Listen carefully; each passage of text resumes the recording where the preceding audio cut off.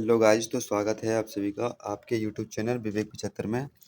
और आज है 9 नवंबर और आज के जितने भी करंट अफेयर्स के इम्पोर्टेंट क्वेश्चन होने वाले हैं, इस वीडियो में हम उन सब को कवर करेंगे। अगर वीडियो पसंद आए तो वीडियो को लाइक करें, चैनल को सब्सक्राइब करें और दोस्तों के साथ शेयर करें। पहला प्रश्न, हाल ही में राष्ट्रीय कैंसर जागरूकता दिवस कब मनाया गया है? तो ये आपका 7 नवंबर को मनाया गया है। इसका correct answer option number B हो जाएगा।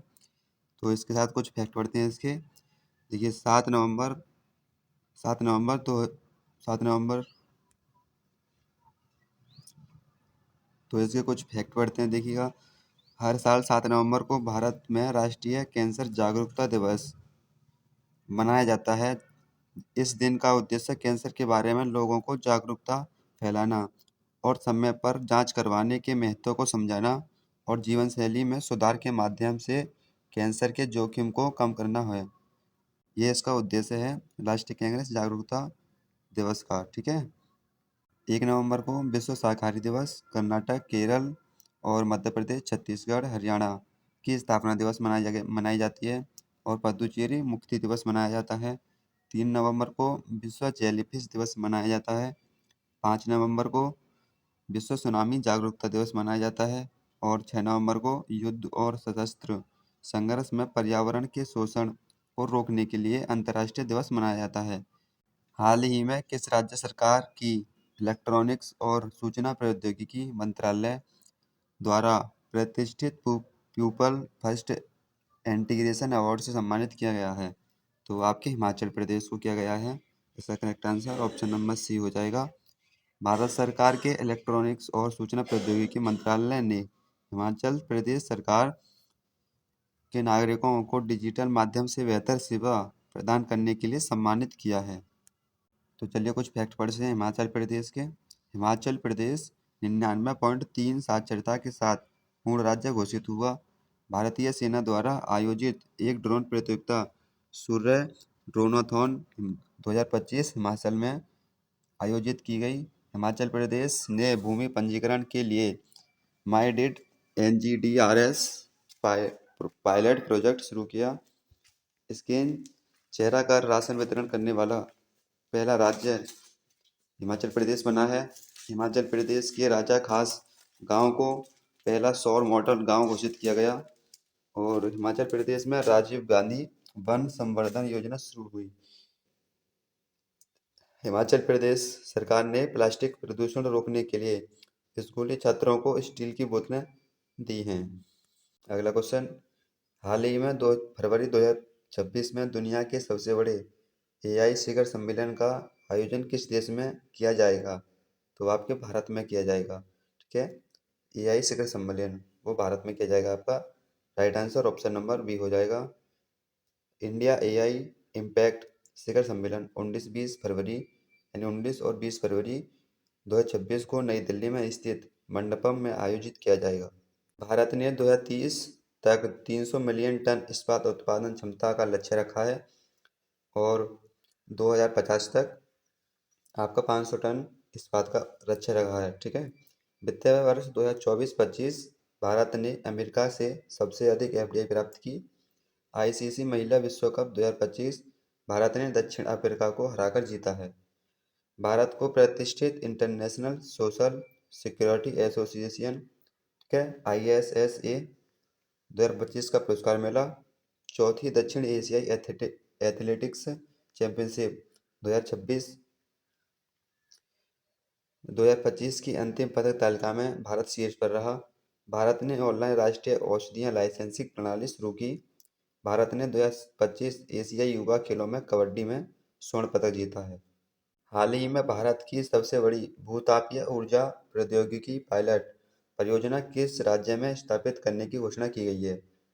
तो इसका correct answer option number C हो जाएगा, आंध्र प्रदेश। आंध्र प्रदेश के पर्यटन विभाग ने वैश्विक पर्यटन पुरस्कार 2025 जीता। आंध्र रणजी टीम के कोच गैरी स्टिक बने हैं और आंध्र प्रदेश के तिरुमाला हिल्स और लाल रेत के टीले यूनेस्को की संभावित सूची में शामिल हुए हैं। आंध्र प्रदेश सरकार ने तिरुपति में एक स्पेस सिटी और मदगासिरा में 2 प्रमुख रक्षा निर्माण केंद्र स्थापित करने की महत्वाकांक्षी योजना की घोषणा की है। आंध्र प्रदेश में देश का सबसे बड़ा केंद्रीय पुस्तकालय स्थापित किया जाएगा। इसरो ने श्रीहरिकोटा के सतीश धवन अंतरिक्ष केंद्र में गगनयान मिशन के लिए पहला एकीकृत एयर ड्रॉप परीक्षण किया।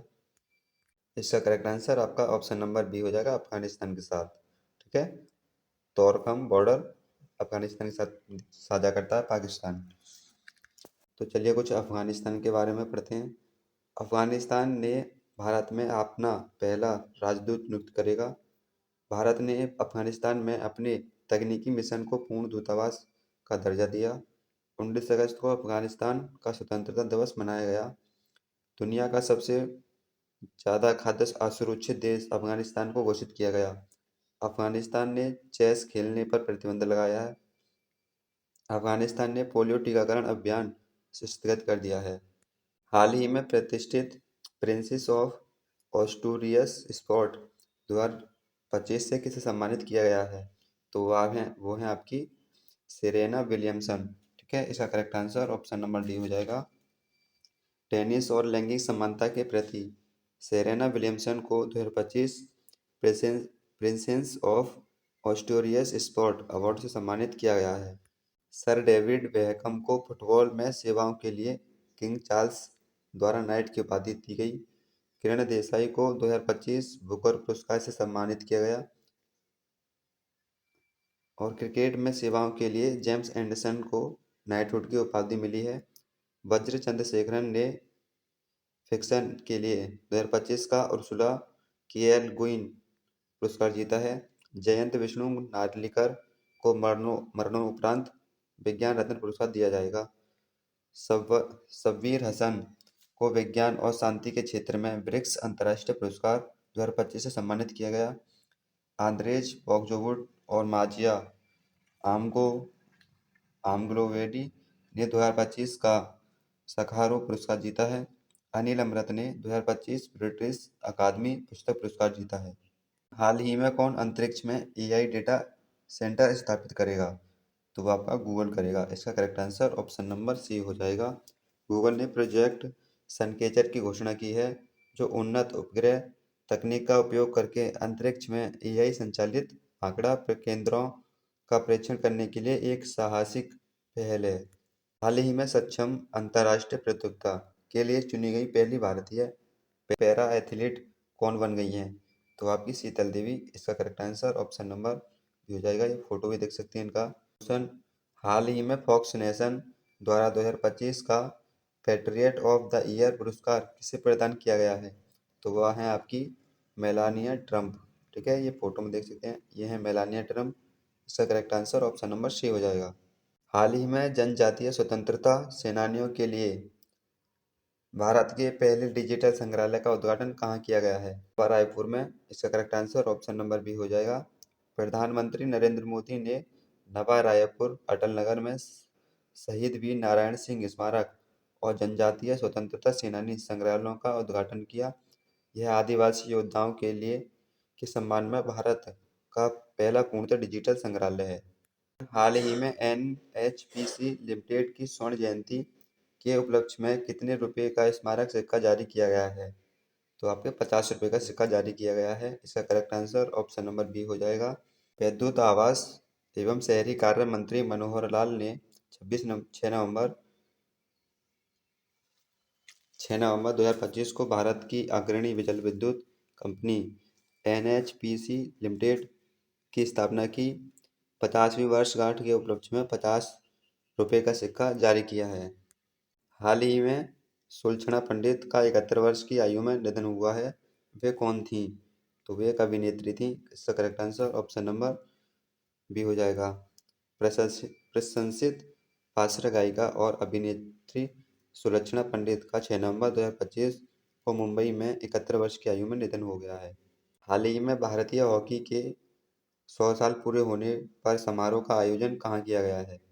तो यहाँ पे नई दिल्ली में। इसका correct answer option number D हो जाएगा। भारत में अपने खेल इतिहास के एक ऐतिहासिक पड़ाव पर जश्न मनाने जा रहा है। भारतीय हॉकी की शताब्दी वर्षगांठ का शुभारंभ 7 नवंबर 2025 को मेजर ध्यानचंद नेशनल स्टेडियम नई दिल्ली में होगा। यह वही तारीख है जब 7 नवंबर 1925 को इंडियन हॉकी फेडरेशन IHF देश की पहली हॉकी शासी संस्था की स्थापना हुई थी।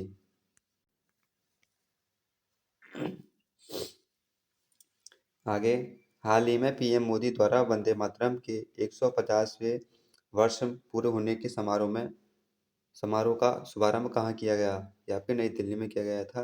यानी कि हमारे वंदे मातरम को 150 साल पूरे हो चुके हैं, तो उसका शुभारंभ कहाँ किया गया था? तो नई दिल्ली में। इसका correct answer option number C हो जाएगा।